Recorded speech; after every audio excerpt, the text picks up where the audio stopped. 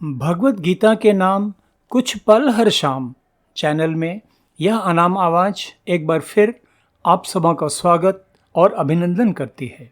साथियों, जैसा आप सब जानते हैं, इस चैनल में भगवत गीता के प्रथम अध्याय से आरंभ कर नियमित रूप से क्रमबद्ध तरीके से गीता के एक श्लोक या अर्थ के अनुसार परस्पर संबंधित 2-3 श्लोकों की व्याख्या प्रतिदिन सरल भाषा में प्रस्तुत की जाती है, ताकि गीता के दिव्य आध्यात्मिक तथा व्यवहारिक ज्ञान से आप सब विवेक यानी प्रूडेंस, प्रेरणा यानी मोटिवेशन तथा ऊर्जा एनर्जी प्राप्त कर अपने अपने जीवन की समस्याओं का दृढ़तापूर्वक सामना करते हुए आनंदमय जीवन व्यतीत कर सकें। प्रथम अध्याय तो पूर्ण हो चुका है, द्वितीय अध्याय चल रहा है। आज आप सबों के बीच प्रस्तुत है भगवत गीता द्वितीय अध्याय का 20वां श्लोक। न जायते मृते वा कदाचिन नायं भूत्वा भविता वा न भूयः अजो नित्यः शाश्वतोऽयं पुराणो न हन्यते हन्यमाने शरीरे। इस श्लोक का सरल अर्थ इस प्रकार है। यह आत्मा किसी काल में न तो जन्म लेती है और न मरती ही है, तथा न यह उत्पन्न होकर फिर होने वाली ही है, क्योंकि यह अजन्मा, नित्य, सनातन और पुरातन है। शरीर के मारे जाने पर भी यह नहीं मारी जाती है। साथियों, इस श्लोक में भी श्री कृष्ण अर्जुन को किंग कर्तव्य विमूढ़ता तथा शोक संतप्त भ्रमित मानसिक स्थिति से उबारने के लिए उसे जड़ शरीर तथा उसमें स्थित चेतन आत्मा संबंधी ज्ञान को और विस्तृत रूप से समझाने के प्रयास में लगे हैं। उन्होंने सबसे पहले अर्जुन को यह समझाया कि भले ही शरीर नष्ट हो जाएं, किंतु युद्ध भूमि में उपस्थित दोनों पक्षों के सभी योद्धागण भूत, वर्तमान तथा भविष्य तीनों कालों में पहले भी वर्तमान थे, अभी भी वर्तमान हैं और भविष्य में भी वर्तमान रहेंगे।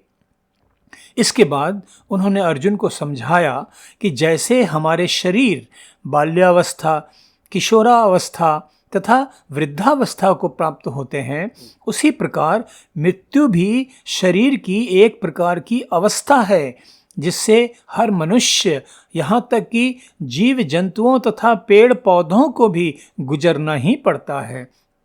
इस मृत्युलोक में तो सभी की मृत्यु अवश्यम भावी ही है, इससे कोई नहीं बच सकता है। अतः इस नाशवान शरीर के लिए शोक करना विवेकपूर्ण नहीं है। इसके बाद श्री कृष्ण अर्जुन को समझाते हैं कि इस पूरी सृष्टि में केवल एक ही सत्ता है जो अविनाशी है, और वह सत्ता सृष्टि के कण कण में व्याप्त है। बाकी सब कुछ काल क्रमानुसार नष्ट होता ही रहता है। अब इसी विचारधारा को आगे बढ़ाते हुए श्री कृष्ण अर्जुन को समझाते हैं कि इस नाशवान जड़ शरीर की सक्रियता का कारण इसमें स्थित आत्मा की चेतना है, क्योंकि आत्मा में न केवल चेतनता का गुण है, बल्कि वह एक अनादि, नित्य एवं सनातन सत्ता है। साथियों, मनुष्य तो अपने आप को शरीर समझते हुए पूरा जीवन बिता देता है, किंतु एक उदाहरण पर विचार करिए तो शरीर तथा आत्मा के संबंध की पृथकता बिल्कुल स्पष्ट हो जाती है। कल्पना कीजिए किसी व्यक्ति जिसका नाम बस यूं ही मान लेते हैं अशोक है, कि अचानक मृत्यु हो जाती है। समाचार सुनकर उसके सगे संबंधी, बंधु बांधव, इष्ट मित्रगण इकट्ठा हो जाते हैं और अंतिम क्रिया की प्रक्रिया आरंभ हो जाती है। अब मृत शरीर घर के बाहर पड़ा है, उसे अर्थी पर चढ़ाने की तैयारी होती है, तो क्या कोई उस मृत शरीर को अब अशोक कहकर संबोधित करता है? अब वह मात्र एक शव है जिसे डेड बॉडी कहा जा रहा है। विचार कीजिए साथियों, कहाँ गया वह व्यक्ति जिसे अशोक कहकर संबोधित किया जाता था। उसका निर्जीव शरीर तो सामने धरती पर पड़ा है, किंतु कोई उसे अब अशोक तो नहीं कह रहा। सब उसे कह रहे हैं बॉडी, शरीर, शव। बॉडी को यहां रखो, वहां रखो, बॉडी के साथ यह करो, वह करो इत्यादि। तो कहां चला गया अशोक? यही फर्क है शरीर और आत्मा के बीच। जब तक चेतन आत्मा शरीर में है तो शरीर भी चेतन प्रतीत होता है, सारे क्रियाकलाप करता है, किंतु चेतन आत्मा के शरीर से अलग होते ही शरीर जड़ हो जाता है, उसके सारे क्रियाकलाप समाप्त हो जाते हैं और उसे मृत घोषित कर दिया जाता है।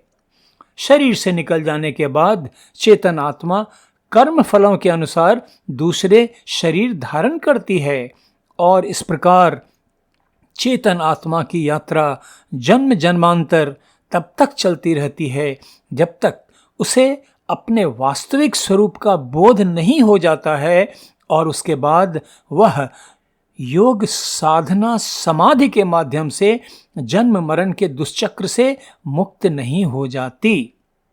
योगेश्वर श्री कृष्ण अब अर्जुन को इसी चेतन आत्मा के बारे में विस्तार से उपदेश दे रहे हैं ताकि शरीर के प्रति उसका मोह समाप्त हो और आत्मा की अनश्वरता के प्रति उसका ज्ञान जागृत हो। अर्जुन तो क्षत्रिय है, उसमें योद्धा के जन्मजात गुण हैं, उसने युद्ध कला की शिक्षा भी प्राप्त की है, अनेक युद्ध भी लड़े हैं, किंतु इस युद्ध में अपने सामने अपने स्वजनों को ही शत्रु के रूप में देखकर वह विचलित हो गया है। इसलिए श्री कृष्ण सांख्य योग का यह गूढ़ रहस्य उसे युद्ध भूमि में समझाने के लिए विवश हो गए हैं। वे तो अर्जुन को समझाते हैं कि मनुष्य का असली स्वरूप उसका शरीर नहीं बल्कि आत्मा है और आत्मा का न तो जन्म होता है न ही मृत्यु होती है, क्योंकि चेतन आत्मा तो अजन्मा है, नित्य है, सनातन है, पुरातन है। शरीर के मारे जाने पर भी यह नहीं मरती है बल्कि उस नष्ट हुए शरीर से बाहर निकलकर दूसरा शरीर धारण करती है। ठीक वैसे ही जैसे मनुष्य फटे पुराने वस्त्रों को त्याग कर उनके स्थान पर नए वस्त्र धारण करता है। इसलिए अर्जुन का नाशवान शरीर के प्रति मोह माया ग्रस्त होकर अपने क्षत्रिय धर्म से विचलित होना न तो उचित है और न ही विवेकपूर्ण है। यही तो गुरु की विशिष्टता होती है। जब तक शिष्य का संशय दूर न हो वे उसे तरह तरह से समझाने का प्रयास करते ही रहते हैं। साथियों, आज का यह एपिसोड अब यहीं समाप्त करते हैं। भगवत गीता द्वितीय अध्याय के 21वें श्लोक के अर्थ तथा व्याख्या के साथ कल फिर आप सबों के बीच उपस्थित होऊंगा। धन्यवाद। नमस्कार।